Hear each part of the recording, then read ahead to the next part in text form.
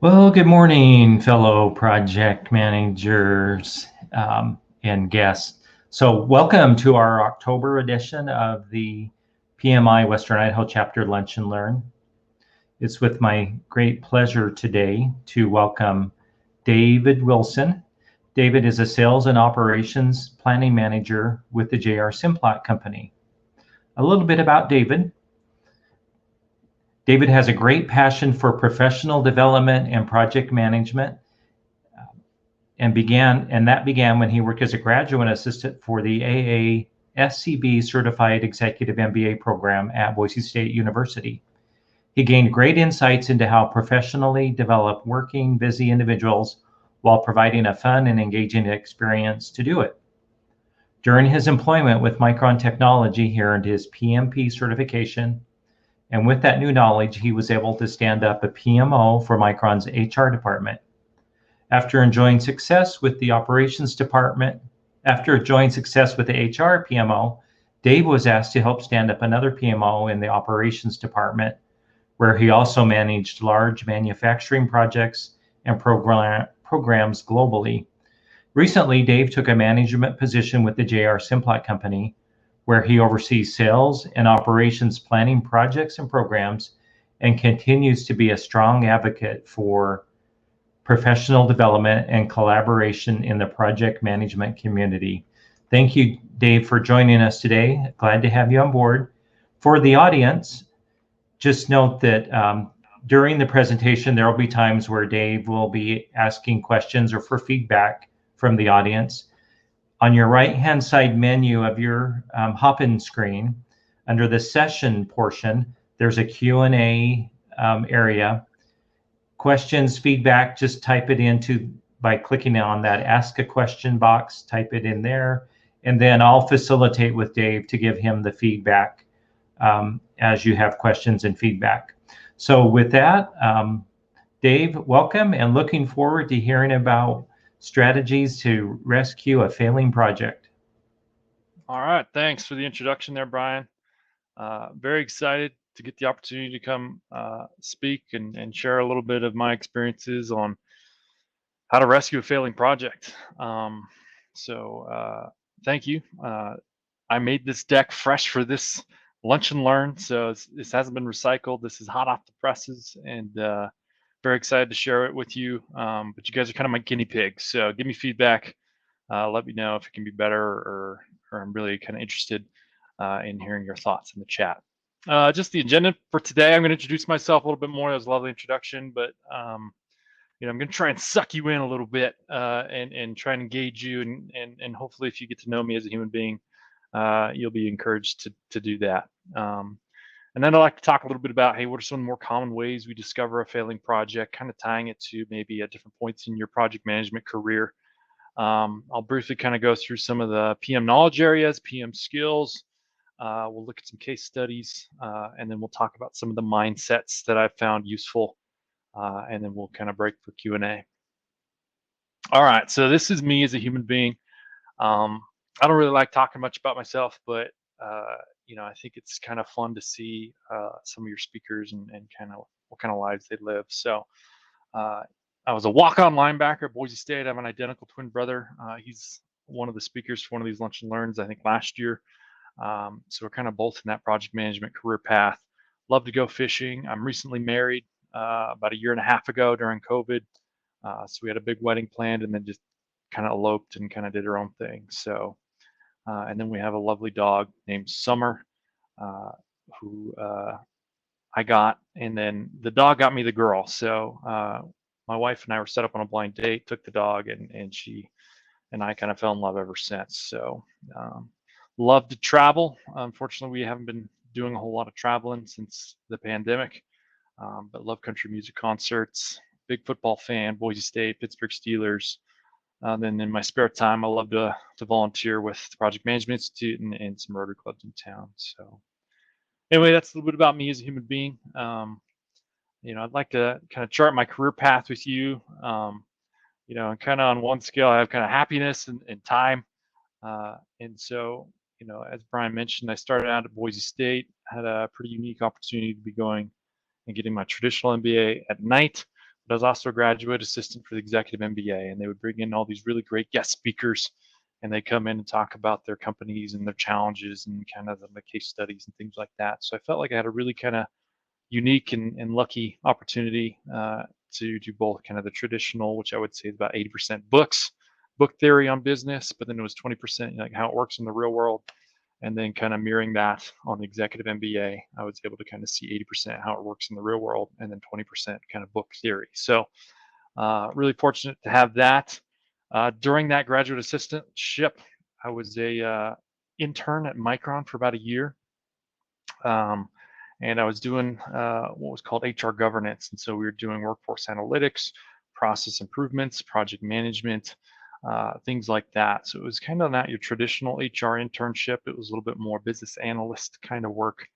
And after that, I had the opportunity to be an HR PMO coordinator / HR business analyst. So HR had gotten a lot of big old black eyes from failing a lot of their projects. And not rolling them out very successfully. And so the HR leadership at the time was like, that's it. We're going to invest. We're going to create a PMO. We're going to take DTI, that was my name at the time, Dave the intern, and we're going to turn him into a PMO coordinator / business analyst to kind of help figure out what is best practice project management, and document those processes, try and improve upon them. And so it was kind of a unique opportunity in that my director at the time was also in charge of mergers and acquisitions for HR. And so she didn't have a whole lot of time to put towards, helping to build up a PMO from scratch. And so even though I was a new college grad, I was Dave the intern, I was given a long leash to try and go figure those things out. So I networked, with the other PMOs at Micron. I started studying up on the PMP certification, trying to, understand what is industry best practice, not just what's best practice at Micron. And I was able to get PMP certified after about a year and a half as the PMO coordinator. With that, right, I was able to get promoted to being an HR project manager. And I got to go live in Singapore for 6 months. I got to travel quite a bit, managing HR projects at Micron. It was a great experience. I was very happy. I got the opportunity at a very kind of young stage in my career to kind of go lead teams and things like that. So it was really happy. But after about 4 years of doing kind of project management, I was like, well, I kind of want to learn a little bit more about the business at Micron. You don't get a whole lot of exposure to the actual manufacturing of computer chips and things like that in the HR department. So a couple ways I could do that was to be an HR recruiter or an HR business partner. And so the opportunities kind of came, and I ended up being a recruiter for about 8 months. And so as a recruiter, after about 4 or 5 months, I kind of got the hang of it. But the recruiting process is pretty standard, right? It's like you look through a bunch of resumes, you post a job, you look through the resumes, you set up some phone call screens, and then you start booking meetings with the hiring managers, and then you make an offer, right? And so you just times that by 60 every month, right? And you're just kind of churning through it. And so after about 5 or 6 months of that, I wasn't very challenged. I was kind of getting bored with it. I was looking through all these resumes of really great people, and I was like trying to get them to come to work at Micron. But I was like, I want to be a great person someday, right? And so I don't know if I'm going to get there being a recruiter. And so I started to open my mind up to other opportunities. And sure enough, one of our central engineering organizations at Micron had an opportunity kind of similar to HR. They had gotten a bunch of black eyes. They tried to roll out some projects, and they kind of failed. And so the leadership was like, that's it. We're going to go invest. We're going to build a PMO from scratch. And I had a decent enough reputation kind of networking with the other PMOs at Micron to where I sat down with the hiring manager in TPCE, and he's telling me about kind of how he's got all these engineers, but he doesn't have someone with a solid project management experience. And so I said, well, I can recruit the heck out of this, and here's what I've done. And he said, well, why don't you just apply for the job? And I was like, really? I could do that? Really? And so kind of going back to why I moved into recruiting was to learn more about the business. It made sense. And so they made it worth my while, and I jumped from HR into operations. And so the TPCE department is kind of like the middleman in between the R&D side of Micron and the high volume manufacturing. So R&D gets the products to yield X amount, and then TPCE, the central engineering team, would then kind of really boost it to where we can actually make money and increase those yields, reduce the test times, and then kind of start to roll that off into high volume manufacturing, who do a little bit of improvement, but really they're humming and hurrying along with kind of manufacturing of those computer chips. So spent a year there, did great, got some tough projects, but was able to be successful with them relatively quickly, and I was promoted to senior program manager, and then they kind of went through reorg, and so they're called Test Solutions Engineering, but it's basically the same department. And I got to manage some really tough, crazy, challenging projects, and I did that for about 3 years. And then kind of towards the last part of that, I was also able to help become one of the VPs for the PMI Western Idaho chapter, so I was very happy about that. But after about 3.5 years doing central engineering projects, I decided to change it up again. And so I wanted to go round out some experiences. And so I got an opportunity to be a senior sales and operations planning demand analyst in our supply chain department at Micron. If you haven't noticed, supply chain is kind of a tough department to be in these days with all the supply issues, due to the pandemic. There's tons and tons of ship just waiting outside harbors and things like that. And we were just getting hit with a lot of craziness. And so my happiness kind of went down. I took this role because, as a program manager in TSC, I was working days and nights. And for the most part, my weekends are pure. When I moved into that supply chain role, I was working days, nights, and weekends. And after doing that for about 8 months, I was like, oh man, this is pretty rough. And so with that, I had an opportunity to go do the same thing, kind of supply chain, but as kind of a promotion at Simplot. And so I've recently moved over to Simplot. I've been there about 3 or 4 months, and I love it. It's great. So still kind of climbing up the learning curve, learning a new industry. But as you can see, kind of the happiness is always when I'm doing projects and project management. And so, I know that kind of the S&OP thing and supply chain is probably just kind of another way for me to help round out my experiences and knowledge and things like that. But big fan of project management. It's been a great career for me. Micron's a great company. Simplot's a great company. Boise State's a great place to work as well. So I feel really lucky and fortunate to have been able to make some friends, build some relationships in those companies and the university. Okay, so that's a little bit about me. Hopefully that helps give you an idea of kind of some of the experiences, my background, a little more in depth. But now, kind of switching gears to how do our projects tend to fail? I define a project as a temporary endeavor to create a unique product, service, or result. Every project is different. It's unique. It's a unique industry. It takes unique skills.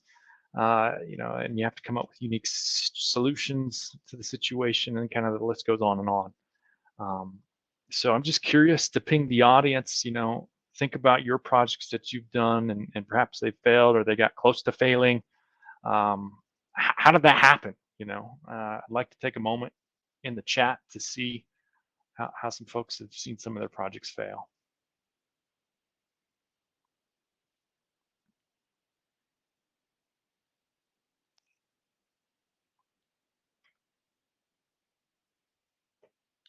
Brian, are we able to chat? Let's see. Okay. So one of the experiences so if you look into the Q&A portion of where you're at there, thank you. Click on the Q&A button. Got it. One of my experiences has been not having a good, solid project sponsor. If you don't have, and the experience has been the lack of that makes it a real struggle to carry the project forward. So that's one example to answer your question. I'd be curious what others, you see some other comments in there. Great. Poor communication, resources, and skills within the team. Thanks, Joanna. Thanks, Barbara. Anybody else? Oh, your resources got snagged away on a different project. Yeah, that's tough. Yes, that happens all the time. Yep. Yeah, thank you.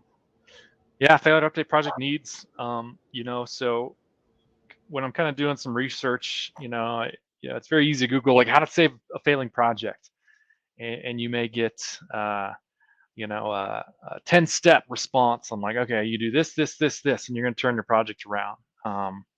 I would argue that there probably isn't a one-size-fits-all approach to turning around a project, right? So for me and for this lunch and learn, I'm trying to kind of, take into account that everybody's different, every project's different, and so really for me, it comes down to the knowledge areas and the skills. Um, so does anybody know what are the project management knowledge areas?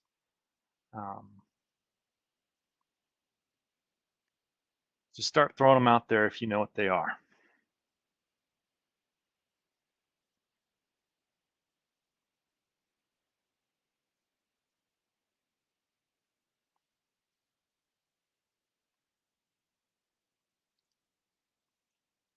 I don't know if anybody's PMP certified, but if you're studying or have taken the PMP, you probably have heard of these and kind of know what they are.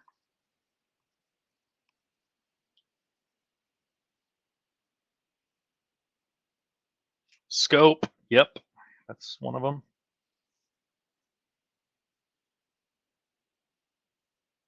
Schedule, thanks, Mark. Yep, timer scheduling.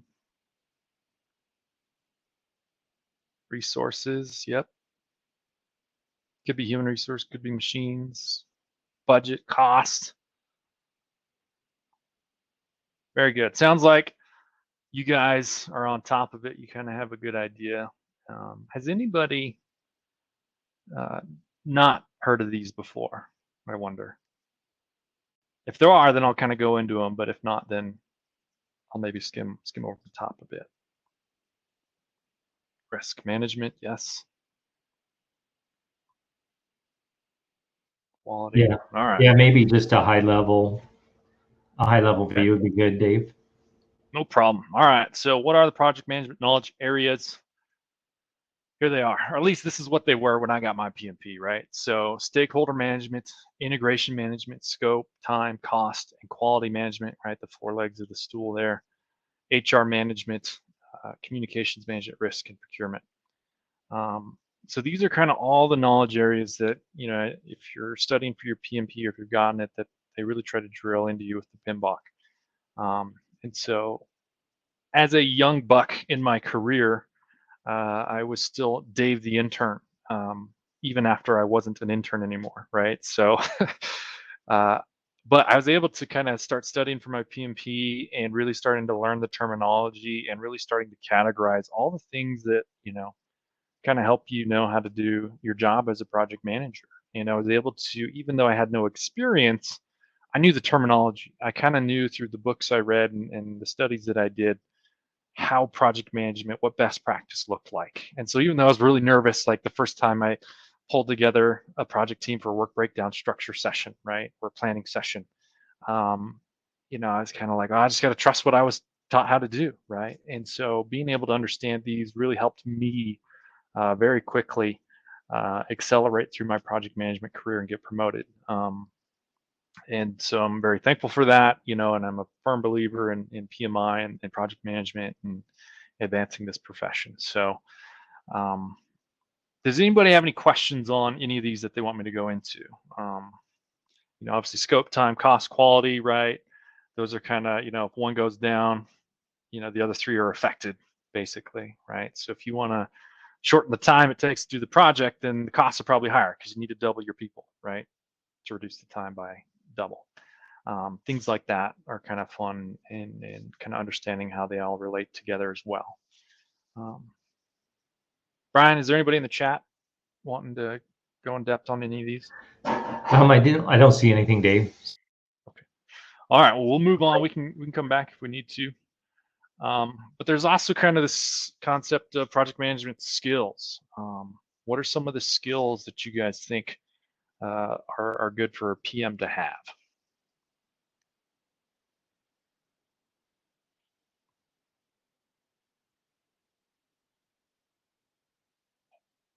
Negotiation, yes.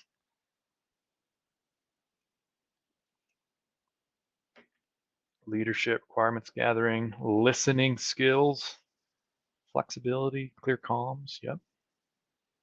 Love it. Yeah. All right. So this is kind of what I had for project management skills. Again, this is kind of what they were when I got my PMP. They might have changed or shifted a little bit, but I think for the most part, they're still pretty tried and true. But I think there's definitely some others that you could add in here. Leadership, huge, right? I'm a firm believer that if you're not a good leader, trying to manage a bunch of people and get them humming along and working in the same direction is going to be pretty tough as a PM. Building that team up around you, I think uh, if you just get results, but you kind of burn out all your people and they don't trust each other, and you kind of put them at odds with one another, you're not going to be very successful in your project management career either. Motivation, right? There's sometimes when people don't want to do this project, they got other things on their mind. So being able to understand and communicate and tell the story of why we're trying to do this thing, and what's the challenge in it, what's in it for them, and it's okay to say, yeah, it's going to make millions of dollars for our company, but that only motivates people so far, right? Being able to say things like it's never been done before, right, can be motivating for people. Communications, right? 90% of our jobs as PMs is communicating with stakeholders, with the project team, with your subject matter experts to solve issues, things like that. Influencing or change management, decision making. Oftentimes you're faced with, you got to make a call. Which way do we go with this project? Do we make the customer happy, or do we, fulfill the contract? Things like that. Can come up, and so having good decision-making models in your tool belt can be helpful. Political and cultural awareness, that's huge, especially when you're working in a global company like Micron or Simplot. Being able to understand the culture has been huge, and being able to get projects done or get people, to engage with you. Negotiation, trust building, conflict management are some of the others that I kind of had in there. All right.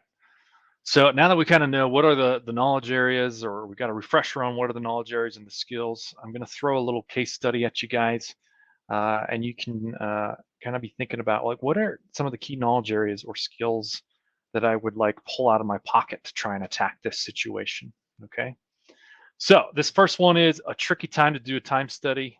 It's a case study on a project I had, and I'll kind of pretend like it's your project. So it's early in your career. You're more or less a new college grad. Your director is giving you a controversial project, meaning half of the leaders want to do this project, the other half hate it. They do not want to do this project. And the scope of the project is to do a time study on all the processes in your department, and to create Pareto charts to help identify process improvements. So for instance, you would literally kind of sit with a recruiter all day and see how long it took them to read through a resume, how long it would take them to make an offer to a candidate, things like that. And you would basically study them for a week and then come up with kind of process improvements. Unfortunately, half of the leadership was like, I don't want you, standing over the shoulder of my employees or my teams and kind of looking over them, right? There's kind of a trust issue there. But anyway, nevertheless, you're assigned to help put together the business case and present your project plan to the department leadership team for your approval. You work very hard. You're ready to present what you think is a very convincing argument and a project plan. But you get to the meeting and all of your advocates on the leadership team are out of office.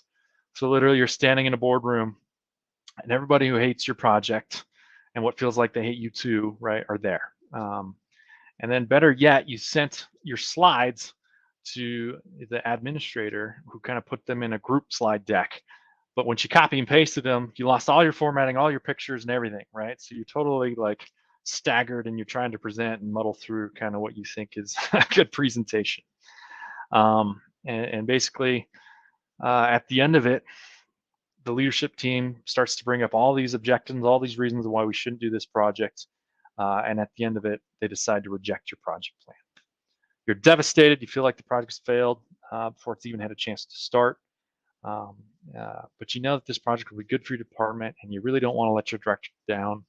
So what do you do next, right? So what do you guys think are some of the knowledge areas or the skills that you'd pull out of your pocket to try and deal with this situation? Go ahead and use.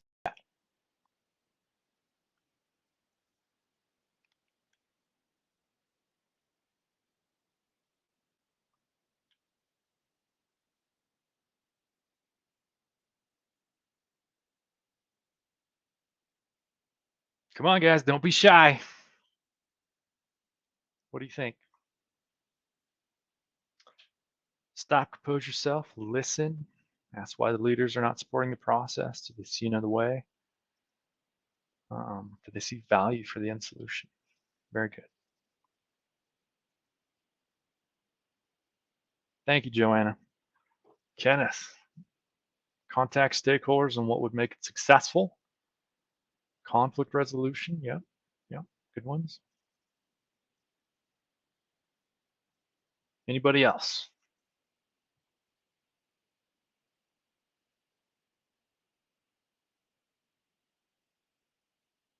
Okay.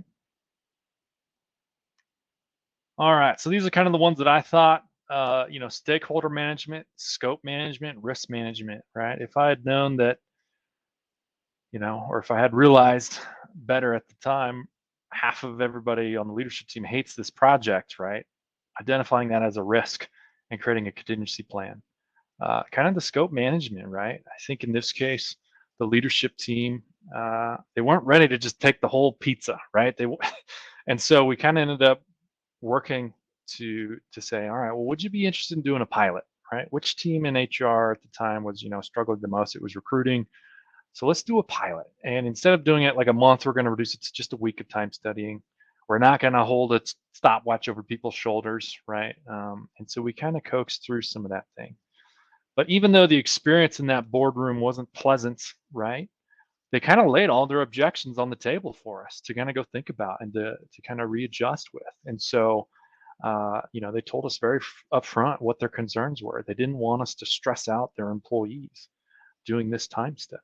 And so being able to build that trust, kind of manage those stakeholders to understanding that no, this is not meant to be a big brother kind of project. It's really to try and help them, right? To understand, and so kind of looking at the recruiters, they were getting bogged down with kind of random requests from people.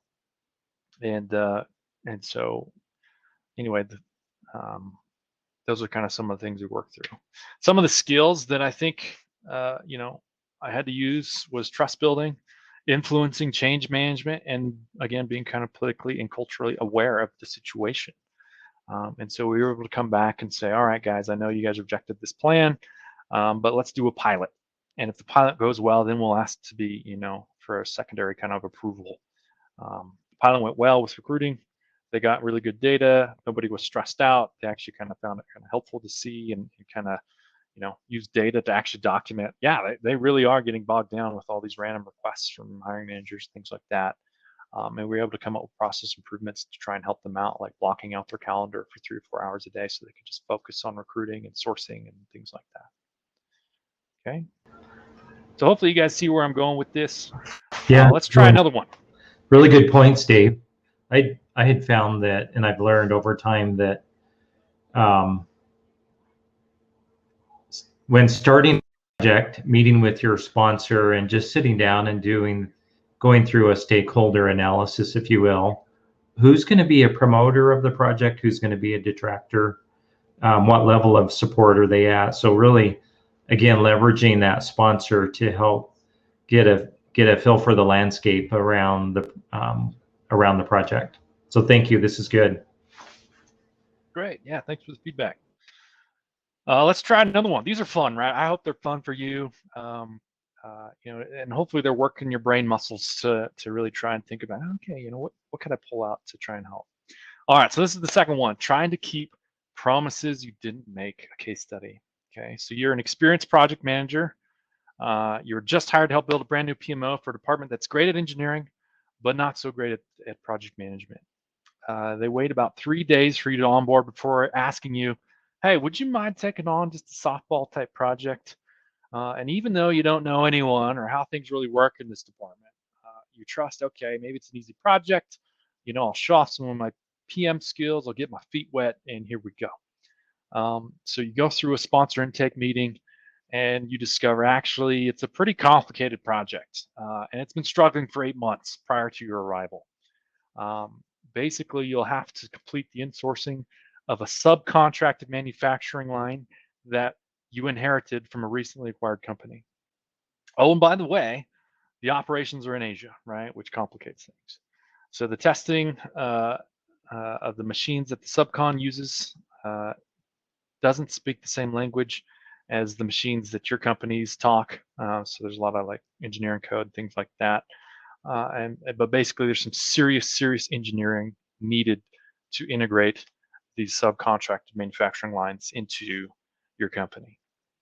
Even worse, a key company customer is growing very angry and impatient at the process, and will have to shut down their manufacturing lines if you don't get these products insourced and working within 2 months.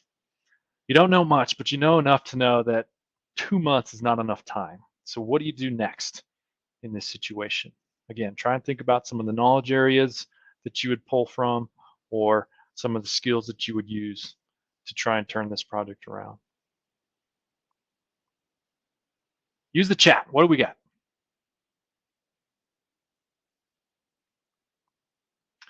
Negotiate for more time. Yep. Schedule's key. Have a discussion in my scope. Have a discussion to add resources. Yep. Thanks, Brian. Immediately voice your concerns about the schedule. Yeah. Review resource allocation.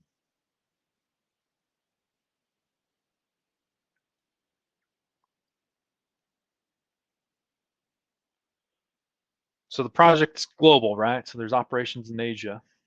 What do you guys think? Will that affect how you approach this?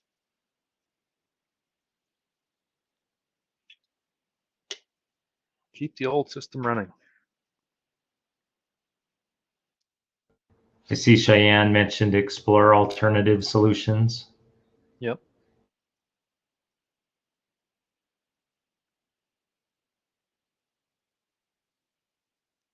Begin gathering global stakeholders. Yep. Yeah. Thank you. All right. So yeah, I think some of the ones that I had come up with, it's a little bit more of a complicated project, right? So cost management, time management, scope, quality, right? All those things are coming into play, right? Understanding the four-legged stool. So it's like, all right, if we want to get this done in 2 months, I need twice as many engineers, right? And we did that. We had to literally go pull guys from other projects onto my project to try and get it done.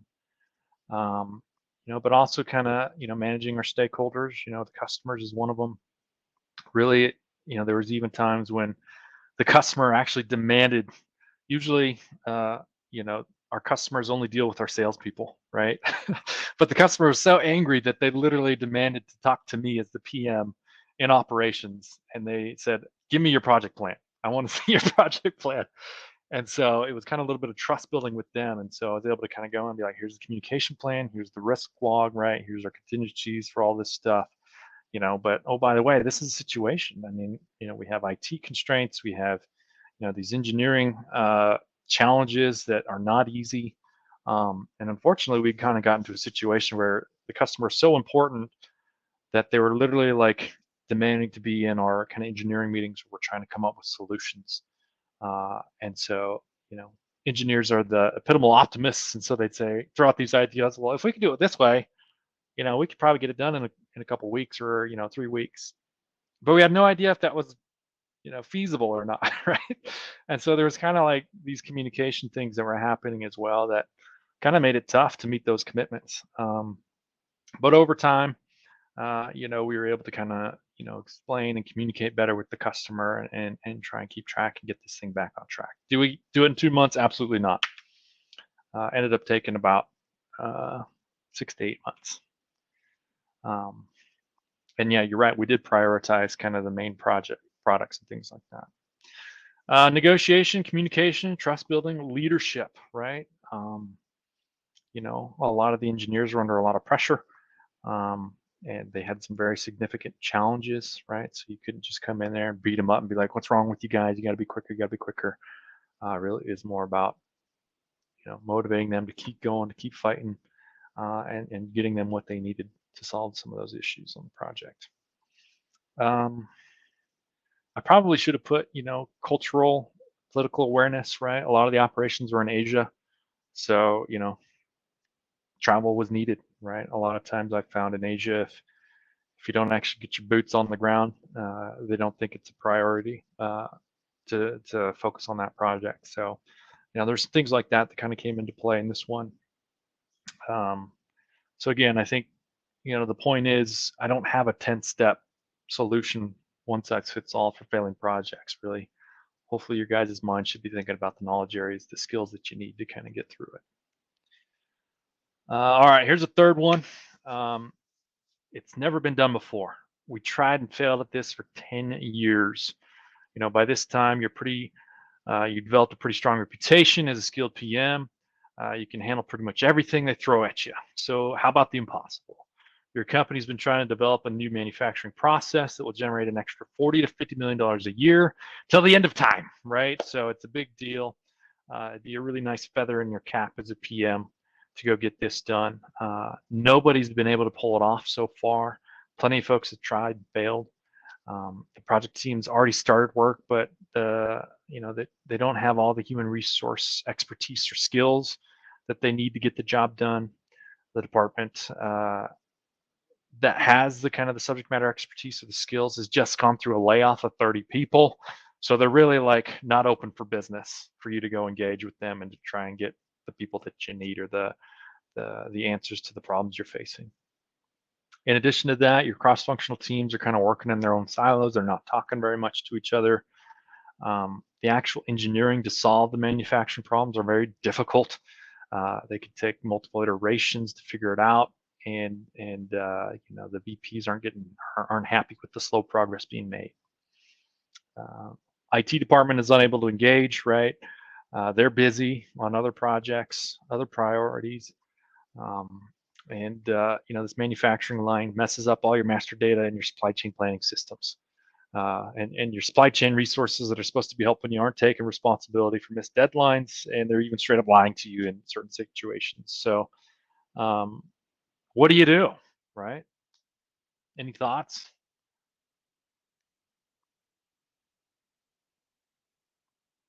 Ooh, I like that, Kenneth. Review failures from the past. I love that. Yes, you should always be checking your foundational knowledge base for your PMO to see if there's similar situations, similar projects. Talking with other PMs who've been there, done that is a great way.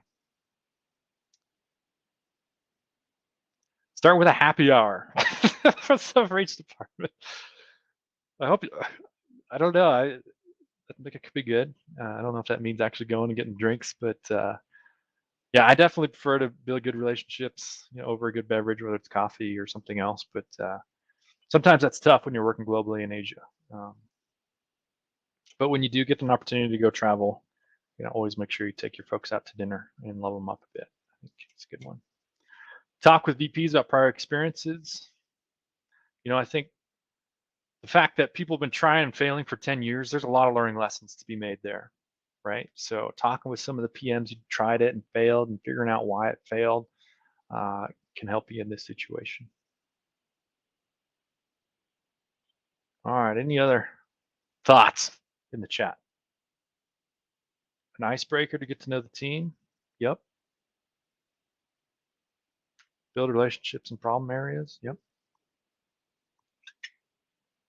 All right. Well, for the sake of time, this is what I had put.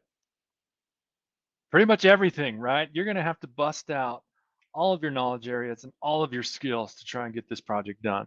Okay. And so I think this one was probably one of the more challenging ones in my career. We were successful, but it took a lot of late nights, a lot of travel, a lot of, being like, okay, we can't get these people. So what do? Do we quit and go home? Or do we try and find alternate solutions and getting creative and figuring out what we could get and trying to make do with it until we could get the resources we needed. So anyway, hopefully that was fun. I think, again, hopefully that iterates the point, thinking about the knowledge areas and the skills to try and get over a situation. This is kind of my mindset, right? I think you do have to have a different mindset when taking on a project that's struggling.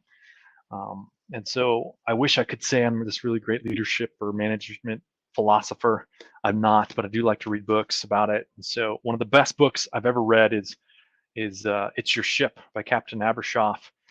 Basically, it's a story of how he took over one of the worst performing Navy ships. I think it's a Tomahawk cruise missile ship, and basically they have these war ratings that they kind of go through their paces with the ships, and it was the worst performing one in the whole Navy. In a matter of 2 years, he turned it into the top rated warship in the Navy, and it had a perfect score on their kind of war ratings. So anyway, in this book, he talks about kind of how he changed that around. He talked about how, he's got enlisted Navy personnel, so he can't just fire them, right, if they're not performing well. He had to make do with what he had. And so it's pretty inspiring. I definitely recommend it. These are some of the key takeaways from it. And I kind of throw them into my leadership as a manager today, but also into my project management kind of leadership style as well.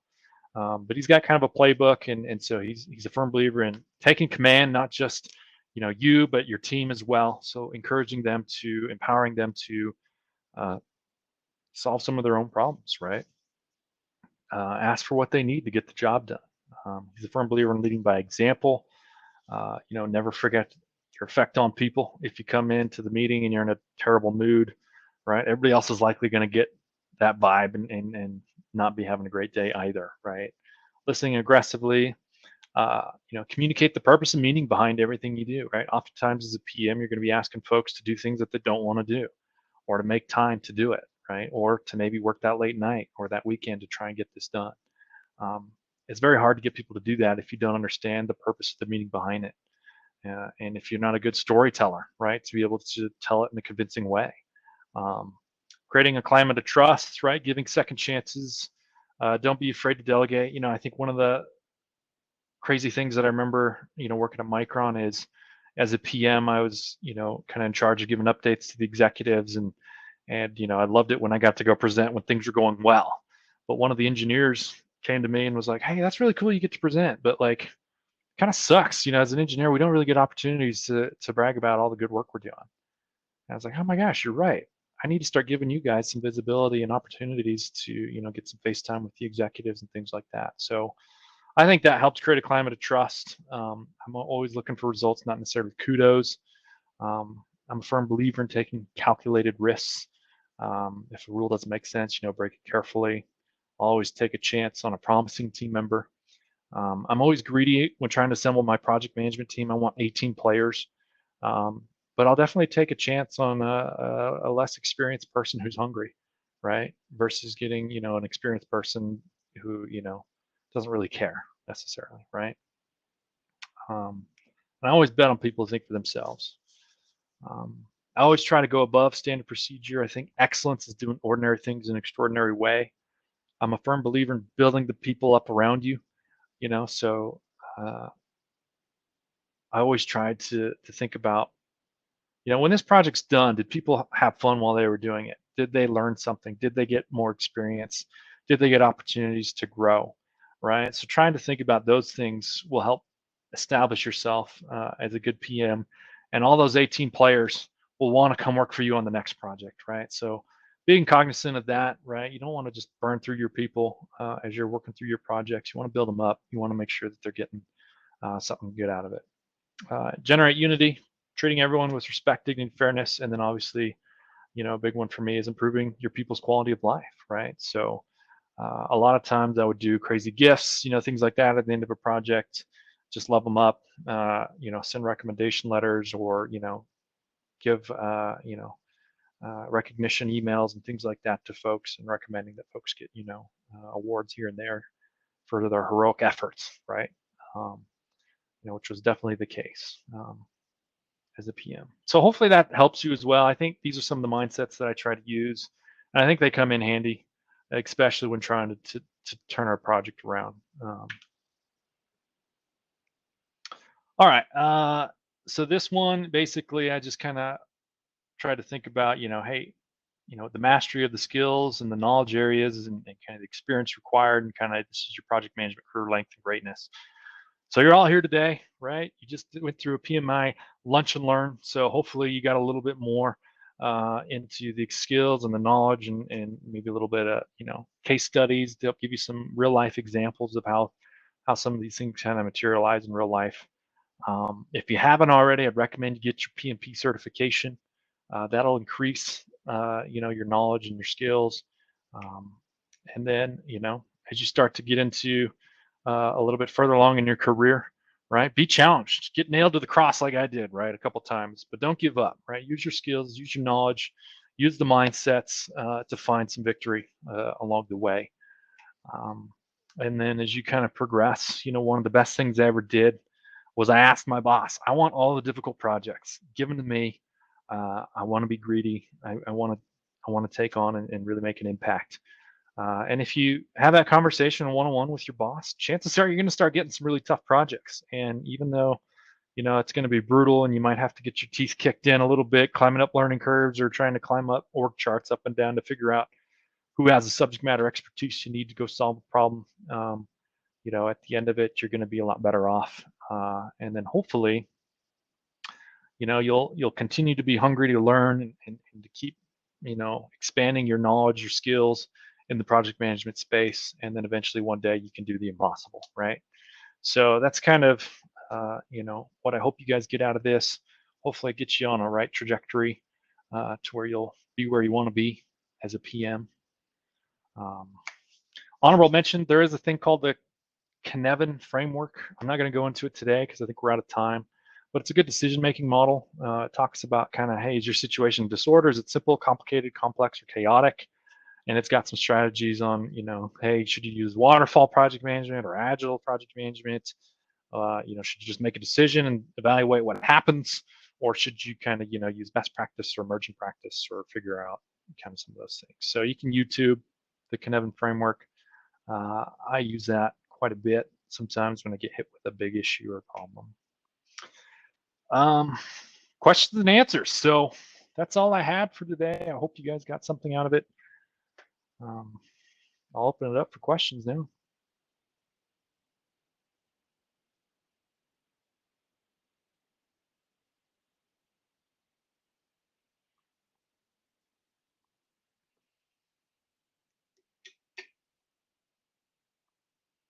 Yeah, any other questions from the audience? Go ahead and post them in the Q&A section. Anything around rescuing a failing project that there's a question for you. How do you keep track of all your tools like the Cynefin framework? Yeah, that's a good question. I think as you kind of learn and grow, you kind of I don't have like a checklist anywhere necessarily, but you kind of get exposed as you read and you start to expand your knowledge and things like that, to where you're like, oh, okay, if I'm in a tough situation, what do I pull out, right? I mean, there's some decision-making models out there. So once you kind of get exposed or see other people do them, as you kind of network and talk about best practices with other PMs, chances are you can pull those out and start to utilize them a little bit better. I don't know if I answered that the way you wanted, Cheyenne, but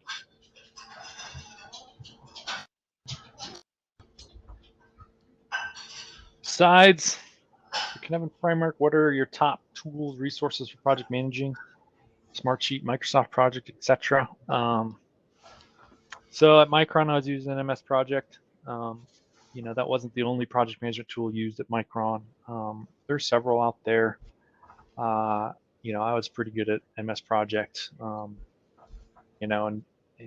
being able to, use that tool very quickly, to where I wasn't always good at it, right? When I was at the beginning of my career, I would use Microsoft Excel to do kind of a work breakdown, structure.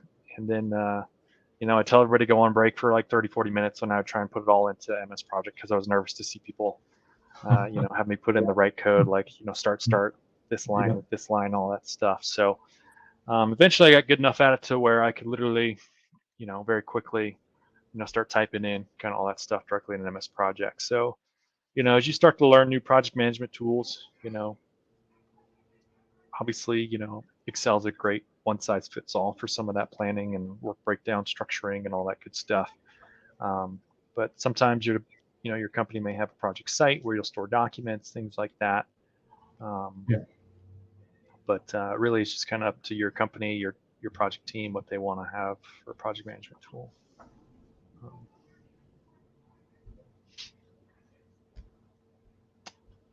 I think, James, just to add on to that, I think one of the best tools I've gotten to make my life easier as a project manager is OneNote. So I keep notes of all my team meeting notes right there in OneNote, and then you can like pull the meeting from the day, stick it into that OneNote page, and then automatically send it. I've seen some PMs, and I just cringe when I see them do this. They'll like take notes in Word, or they'll try and take notes in an email or something like that. And then, a day goes by before they're able to send the notes out because, it takes a while to like summarize the notes and all that stuff. I use OneNote. I like highlight and yellow action items as we're kind of talking and going along. I'm a pretty quick typer, so I'm able to kind of do that. And that has saved me a ton of time. So right at the end of the meeting, I'm able to keep notes as we kind of go through the discussion, the action items, the risk issues, all that good stuff. And then I just throw that meeting notice on there and send the email out. Gosh, that's so slick. So I definitely recommend OneNote to help you kind of do some of that just normal communication management of teams. Yeah, OneNote's a great solution for those that haven't, and especially when you can tie it into your use of Teams or SharePoint. It helps to pull it all together into kind of the Fred Meyer, one place to go to find what you need type of concept. So good to hear. Dave, one of the solutions that we use at Blue Cross is a portfolio project management solution. Is called Workfront. It's an Adobe product that allows us to track not only our project schedule, but all of the minute details that you might want to track around a project, so that you're capturing the data one time and then you can reuse the data through reporting or dashboards. It's been, I have to say, for our team, to get control of our project portfolio. Nice. I haven't used that one. There's a lot out there. I mean, there's like Monday, there's Gaps, there's a lot of stuff. But, yeah, absolutely.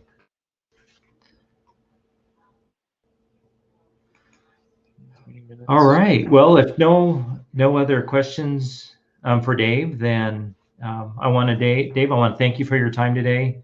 Appreciate the talking with the team. As usual, we'll be sending out the presentation that Dave provided, along with a recording and then instructions on how to claim your PDU credits for your PMP or your other certification. Dave, again, thank you. Appreciate it. And thanks everybody for your attendance. Have a great rest of the day. All right. Thank you. Bye-bye.